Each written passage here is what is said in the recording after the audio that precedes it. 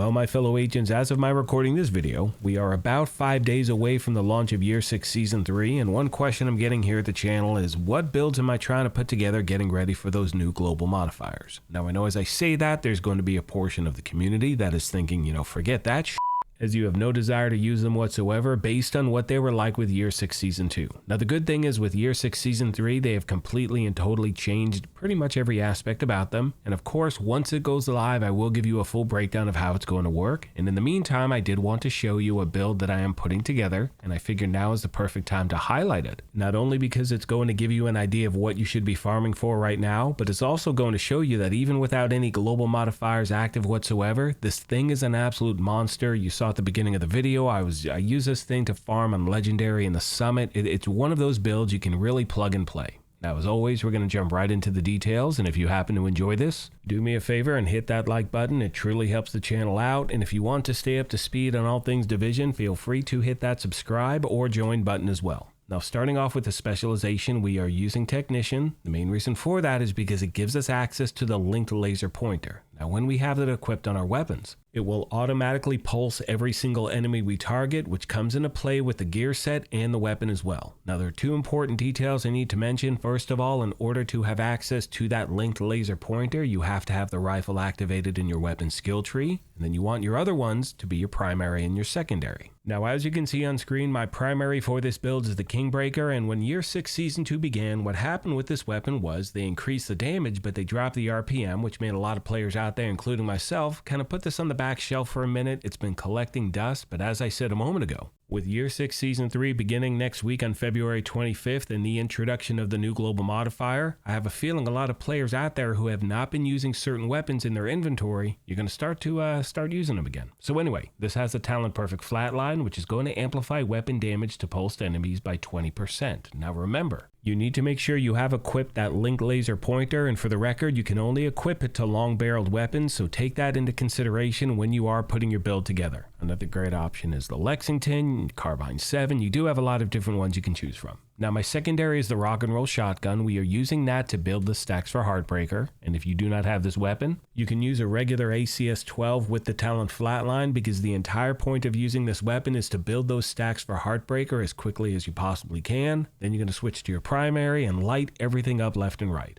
Now moving on to the gear itself, you can see we are running 1 Petrov, 1 Overlord, and 4 HeartBreaker, which we're starting with right now. You can see that the 2-piece bonus is 15% assault rifle and LMG damage, 3 pieces 15% weapon handling, and 4 pieces Heartstopper. Now at the top it says headshots apply pulse for 5 seconds, but remember, we're going to pulse everything we target. You do not need to hit the dome. I mean, obviously if you can, you're going to do more damage, but it is not required to pulse the NPC. It continues by saying weapon hits on pulsed enemies adds a stack of 1% bonus armor and 1.1% weapon damage to pulsed enemies up to a max of 50 stacks. And one thing I'm trying to do on every single piece of gear is stack crit hit chance and crit hit damage everywhere I can. Now that takes us to the body armor. That is the second piece of the HeartBreaker gear set. And because we do have the HeartBreaker body armor equipped, it gives us access to the Talent Max BPM, which increases max stack for Heartstopper from 50 to 100. Obviously that's double, so that's a very, very good thing. That now takes us to the holster, which is the third piece of the HeartBreaker gear set. Once again, I'm trying to stack crit hit chance or crit hit damage. Next to that, we have the 1 piece of Overlord. We're running Fox's Prayer because of that middle attribute damage to targets out of cover. That is easily, or these are easily, in my opinion, still some of the best knee pads in the game.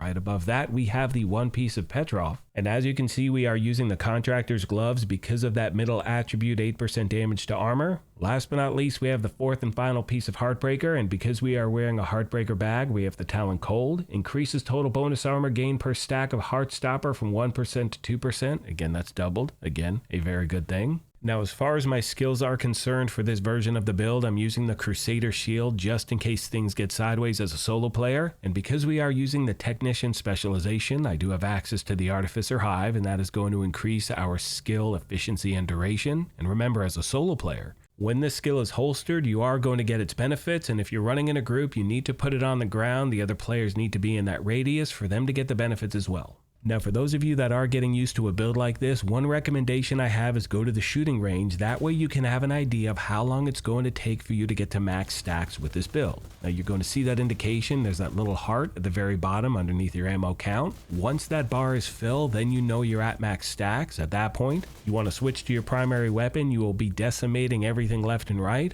Hope this video helped you out, my friends, and as always, questions, comments, or feedback, please let me know and I'll do my best to get back to you as quick as I can. Most of you know by now that one of my favorite aspects about putting these build videos together is the family that we have here at the channel, so if you have any tips or tricks you want to pass along to new and returning players, please let me know, as the main goal is to help out as many people as possible. Now at this point, I'm going to leave you with some gameplay footage, and of course next week when Year 6 Season 3 begins, I promise to bring you more build videos with different modifiers active, but again, as you can see on screen, even if you don't have anything going, this build is an absolute beast. Hope you enjoy it, my fellow agents. Please let me know of any other questions you have I did not address. Thank you once again for the privilege of your time, and as I mention at the end of every one of these, take care of yourselves, be kind to each other, and we'll talk to you soon. Thanks again, everyone.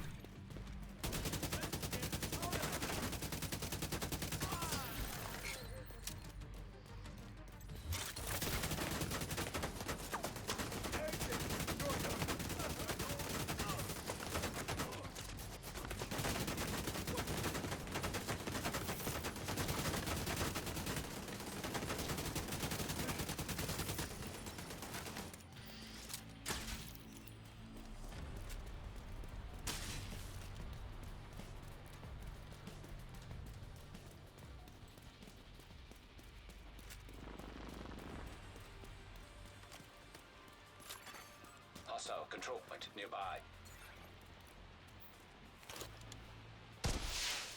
Reinforcements en route. On my way! Detecting additional hostile contacts.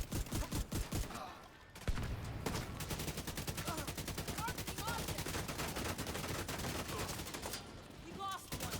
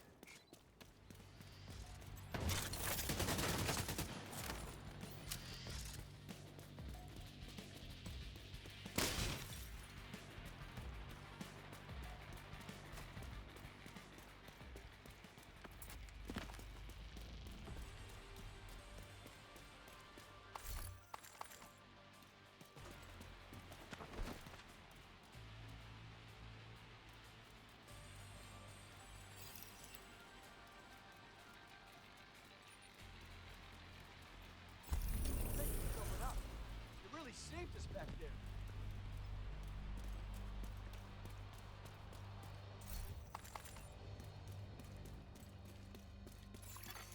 Supply room access unlocked.